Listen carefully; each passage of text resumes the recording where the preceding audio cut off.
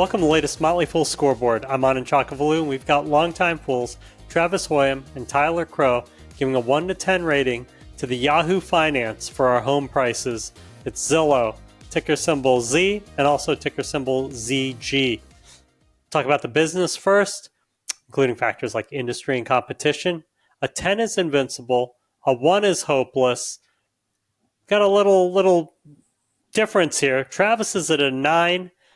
Tyler's just at a 6. We'll start with the bull case.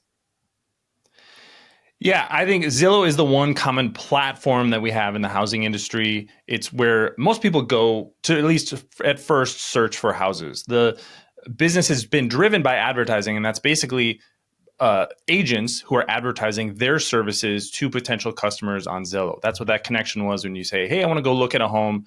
An agent will just happen to meet you there with a contract for you to sign. That was at least the old business model. The more modern business model for them is being the platform that all these transactions are actually taking place on. So this is really starting on the rental side of the business. That's where they're having a ton of success, 20, 30% growth on the rental side of the business. So you can sign your lease on Zillow. You can pay for your lease on Zillow.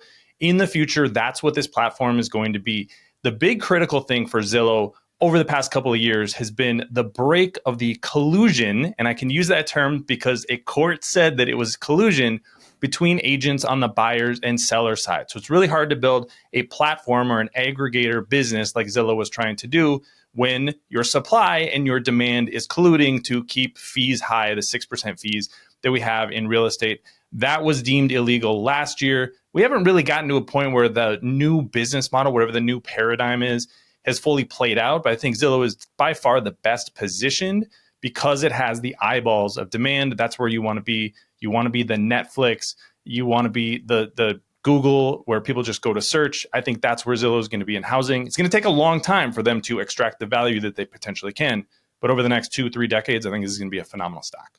I said 6 because I think it's the tale of two businesses. I think that the premier agent business has been a spectacular one for them, but everything else, for me, has just been these corporate pivots that have happened over the past 5 years. They keep changing strategies, keep changing pivots. There was iBuying. There was they've been trying to get into mortgage origination for 10 years, and they still haven't quite cracked it yet. It just seems to me like they had this really, really good business, and it's kept them moving along, but the rest of it just hasn't quite come together. Have a wonderful platform and Zestimates. They're just like, well, give us money. Find a way to give us money. Let's go on to management, who will try to figure that out. A 10 is Warren Buffett. A 1 is Homer Simpson. Once again, there's a disparity. Tyler's at a 4. Travis, you're at a 7. Yeah, Jeremy Waxman recently took over as CEO. And, I think he's playing out the strategy that Rich Barton, the former CEO, one of the co-founders, really put into place. And that is this housing super app strategy. So it's going to be the place that you go for rentals, for selling a home, for buying a home. So I think he's done a really good job. He's been there since almost the beginning of the company. I think it's the right strategy for the business. And that's what I'm judging the CEO on. Tough to judge him on the financials, at least so far. So that's a TBD. We're still in kind of this lull of the housing market. So not a great macro environment for Zillow to be operating in. But, if we have the housing market pick up a little bit here over the next couple of years, things loosen up a little bit, I think we're going to start to see the business turn around. And like I said, rentals is already growing really nicely. Mortgages, which Tyler mentioned, they actually have really solid momentum originating mortgages. So if you're starting to pull all these together and you're starting to become a platform, it can take a while, but that can be multi-decades worth of tailwinds behind you. So I think he's done a good job positioning the company. So I said a 4, and I'm kind of lumping management and corporate governance into this score. I think it just seems to me they keep chasing these transformational ideas that seem to justify paying out $500 million in stock-based comp every year. And management doesn't ever seem to hold on to it either. Just go look at the stock sell transactions on Edgar. It's pretty gross. I think it would be an ideal candidate for a good old-fashioned activist investor to come in and probably cut some costs and get rid of this whatever share-based giveaway they've been doing. But it has a dual class share structure that gives its founders, Ed Barton and the other co-founder, basically majority voting share, even though they only own 7% of shares outstanding. It's kind of, from a governance standpoint, that's gross.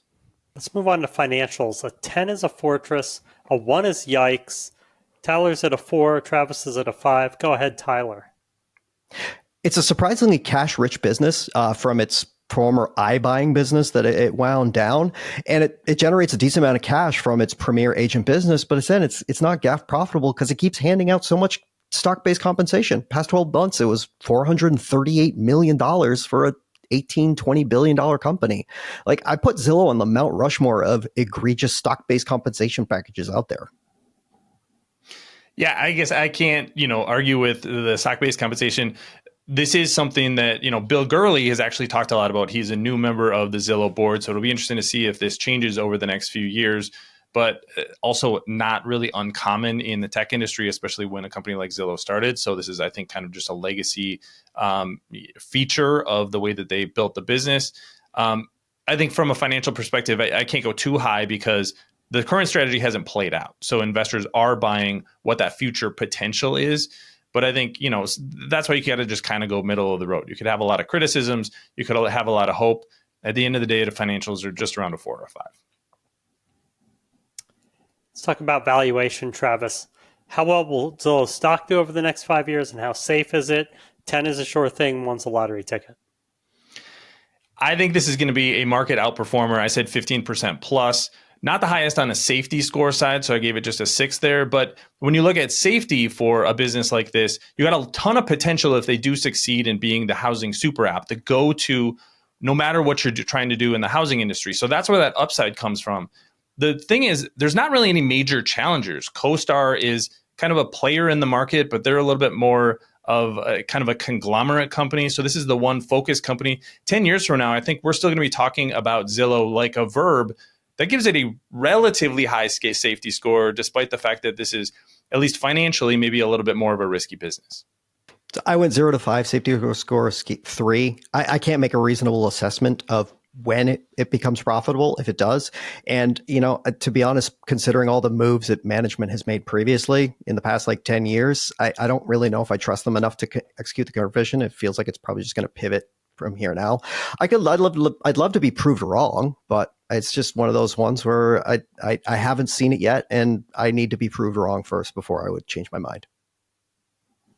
Well, it's topic time. We get to hear what companies Tyler likes more than Zillow. Go ahead, Tyler. Travis already mentioned it. I would go with CoStar Group. They're a commercial real estate data provider who's also been buying into this space. They own apartments.com, they own homes.com, and those have been growing annualized traffic by about 20% annually for the past several years. So there's some momentum there as well. So maybe a potential threat there. I don't know, but it has that commercial market side that is so profitable that I could take some swings there. And if I'm going to bet on somebody, it's kind of the betting the jockey. I think I'd much rather bet on Andy Florence. Yeah, I think Zillow is the best in breed, so that's definitely my pick here. I think the comparison is CoStar is like buying Snapchat when Facebook is available. Just buy the Kleenex. Thank you to both Travis and to Tyler.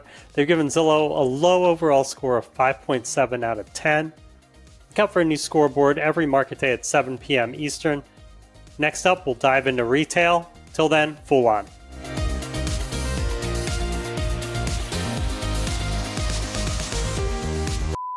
See, you can tell how much Travis loves Zillow. We almost had to stop it after the business section. All right, that's all the time we have.